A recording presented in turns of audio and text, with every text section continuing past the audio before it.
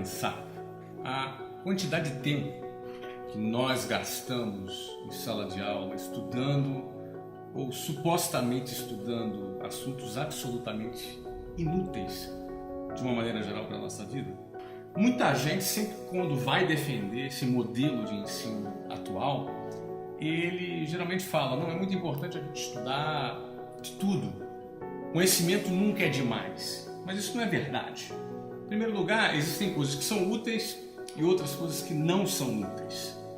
E além do mais, esse sistema de ensino convencional que está aí, ele foi criado e desenvolvido lá na época da Revolução Industrial, quando as fábricas precisavam formar empregados para trabalharem nas indústrias. Bom, naquela época não existia internet. Hoje, todos nós estamos a um clique, a 2 cliques de distância de qualquer informação que a gente queira ter acesso. Logo, acúmulo de informação em sala de aula tem muito pouco valor hoje.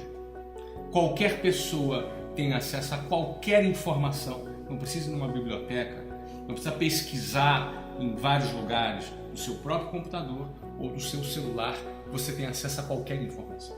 Logo, a escola não é um lugar para que você acumule informações. A escola deveria ser um lugar para que você aprenda a pensar, para que você aprenda a raciocinar e que você aprenda a desenvolver conhecimentos e habilidades que sejam úteis para a sua vida.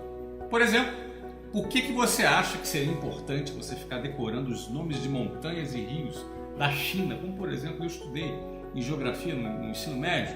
Eu nem me lembro mais, eu tirava notas boas, eu fui um excelente aluno, mas hoje eu não me lembro. Grande parte daquilo que você estudou na escola, você vai se lembrar. Eu não me lembro da maioria das coisas, de muitas das coisas que eu estudei na escola, porque no fundo, grande parte do tempo a gente fica decorando, acumulando informações e decorando informações para a gente poder fazer prova. A gente vive nesse sisteminha artificial de decorar para fazer prova, decorar para fazer prova. A pergunta que fica é, necessariamente os melhores alunos das turmas são os que são mais bem-sucedidos na vida? Necessariamente aqueles que mais são bem-sucedidos nesse sisteminha de decorar para fazer prova são aqueles que estarão preparados para resolver os problemas reais da vida? A escola deveria se atualizar. A escola, além de matar a imaginação das pessoas, colocam elas dentro de uma caixa, treinam elas para pararem de pensar, para pararem de ter iniciativa e colocam as pessoas como meros consumidores passivos de informação. As pessoas sentam, um professor fala e todo mundo fica comendo e ruminando aquela informação que o professor passa para ele na sala de aula e depois tem uma prova, que prova apenas que você soube treinar e decorar para fazer aquela prova. A maioria já esquece logo depois da prova. Uma das outras provas de que esse sistema é ineficiente é que ao final do ensino médio, grande parte dos alunos que se formam no ensino médio são analfabetos funcionais. Na realidade, estou falando até de universitários, são analfabetos funcionais. O que é o analfabeto funcional? É a pessoa que é incapaz de compreender, ler um texto e ele é incapaz de compreender o que aquele texto simples está querendo transmitir. Passaram mais de uma década nas mãos do sistema de ensino, mas mais uma vez o sistema de ensino se prova incompetente para isso. Em vez disso, e se a escola tivesse um formato diferente? Se em vez de muitas matérias inúteis que se tem na escola, por exemplo, você estudasse direito do consumidor. Aí você vai falar assim, pô Flávio, mas nem todo mundo quer ser advogado. Ô meu filho, você não quer ser advogado, mas você é um cidadão. Você precisa saber os seus direitos. Direito do consumidor não é para advogado somente. É para você, é para mim, é para qualquer pessoa. Todas as pessoas poderiam estudar direito do consumidor, poderiam estudar direito civil, poderiam estudar as várias disciplinas do direito que te dá noção das regras do jogo para que nós vivamos em sociedade conscientes dos nossos direitos. Não do ponto de vista técnico, da profundidade, para você fazer uma defesa, uma petição. Não, nada disso. Você conhecer o básico como consumidor, como um indivíduo que vive numa sociedade que tem leis e regras do jogo. Não entender o mínimo das várias disciplinas do direito é o mesmo que você ser um jogador de futebol e não saber o que é impedimento. Você não saber que não pode botar a mão na área, senão é pênalti. E, infelizmente, nós passamos mais de uma década esquentando a cadeira da escola sem aprender o mínimo das regras do jogo. Por que isso? Será que quem decide esse programa não tem interesse que você conheça as regras do jogo? Você quer ver uma outra matéria que é fundamental? Educação financeira. Educação financeira é fundamental. Você deveria estudar isso todas as semanas nos últimos 10 anos da sua vida. Desde a primeira série do ensino fundamental, você já deveria estudar educação financeira. Educação financeira é como você comprar um imóvel, como comprar um carro, como deduzir juros, como trazer os valores para valor presente, como calcular o impacto dos juros a longo prazo, como você aplicar o seu dinheiro, como você ter a sua independência financeira, como você fazer a sua própria previdência em vez de ficar dependendo da porcaria da previdência que o governo oferece, como você poder gerenciar melhor o seu dinheiro. Por que será que você não aprende isso? Por que será que você ficou estudando as briófitas em vez de aprender como lidar com o seu dinheiro? Aí aparece sempre naquela hora que aparece sempre alguém falando assim, né? Não, é importante conhecimentos gerais. É legal, meu amigo. O Google tá aí pra gente saber de tudo. Agora, já que a gente vai estudar alguma coisa, já que nós vamos gastar o nosso tempo com alguma coisa na escola, que seja com alguma coisa útil. Por que estudar alguma coisa que não é útil sob o argumento dos conhecimentos gerais? Então estudemos os conhecimentos gerais, investiguemos os conhecimentos gerais, mas com temas que sejam úteis. Por exemplo, primeiro socorro. Um cara teve um AVC na rua, você sabe o que fazer? Teve um ataque cardíaco, você sabe o que fazer? Teve uma parada cardiorrespiratória, você sabe o que fazer? Você pode salvar uma vida. A tua vida pode ser salva por alguém do seu lado. Por que as pessoas não aprendem sobre primeiros socorros na escola? Por quê? Isso é um tema mais simples, mas é muito fácil enxergar a importância de um tema como primeiros socorros. Vamos para outro tema aqui, que você poderia estudar na escola, por exemplo, oratória.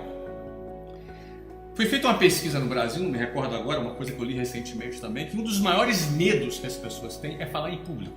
As pessoas têm um verdadeiro pânico de falar em público, de subir num palco, uma galera assistindo, eles tremem, gaguejam, dá branco e não conseguem concatenar as ideias, as palavras fogem. Mas como é que se desenvolve isso? Isso é puro treino. Principalmente a questão da oratória. É puro treino.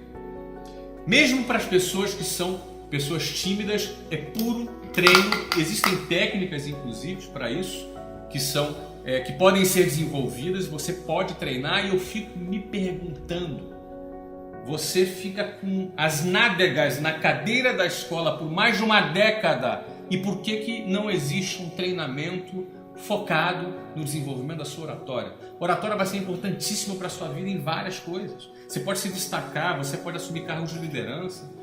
Você, obviamente, numa dinâmica de grupo, você vai se destacar, você vai ser contratado muito mais facilmente. Você pode vender produtos, fazer apresentações de produtos. A oratória é uma ferramenta importantíssima na vida de qualquer profissional que deseja se destacar. E como você passa pela escola sem desenvolver, sem treinar a oratória, não faz sentido. Não faz sentido, porque não tem interesse. Alguém aí não tem interesse em te desenvolver e prefere manter você como um anônimo no meio da multidão? Será que esse é o passo? Bom, vamos passar para a próxima. Outro ponto interessantíssimo que poderia ser ensinado nas escolas desde o início não é inteligência emocional. A gente já percebeu que não basta ter QI, que é um coeficiente de inteligência, que é aquela inteligência acadêmica, a sua capacidade de memorizar, a sua capacidade de lembrar das coisas. Isso é bacana, isso é importante também, mas o seu coeficiente emocional também é fundamental, porque de nada adianta você memorizar bastante as coisas, não é? Mas você desistir na segunda dificuldade. Você ser consumido pela ansiedade. As suas emoções são os seus maiores amigos e o pior dos seus inimigos. Porque pelas suas emoções você pode ter inteligência para poder administrar essas emoções a seu favor, ou você ser completamente analfabeto do ponto de vista emocional, a ponto de toda hora colocar tudo a perder, abrir o bocão, falar besteira, ter reações ruins, porque as ações a gente calcula, a gente consegue calcular, eu vou fazer isso e vou fazer aquilo. Agora, muitas vezes as reações a gente não controla. Por quê? Porque é uma questão de falta de controle emocional. Isso poderia ser treinado, isso poderia ser ensinado nas escolas durante mais de uma década que você ficou lá estudando os gases nobres, você ficou lá resolvendo problemas, simulações às vezes absurdas. Eu lembro, problemas de física com simulações absurdas. Eu sei que isso é importante, mas não seria importante também a inteligência emocional? Fazer parte do seu currículo escolar? Esses são só alguns dos exemplos. Deixa eu dar mais outros aqui, eu estou lendo aqui, produtividade. Pelo amor de Deus! Ser produtivo no seu tempo é você realizar mais no mesmo espaço de tempo. São técnicas, são treinamentos, assistência social. A assistência social é fundamental. A gente fala muito em divisão de renda no Brasil, mas a maior maneira de dividir renda no Brasil não é através de ação governamental. O governo segue outra lógica. Eu e você somos responsáveis por dividir renda. Como, Flávio? Cara, quando eu divido o meu conhecimento com você, eu estou dividindo renda com você. Eu estou te dando uma vara de pescar e estou te ensinando a você a como pescar. Então, dividir conhecimentos, por exemplo, é uma maneira de realizar assistência social. Doar dinheiro, apostar, investir, isso às vezes é uma questão de cultura.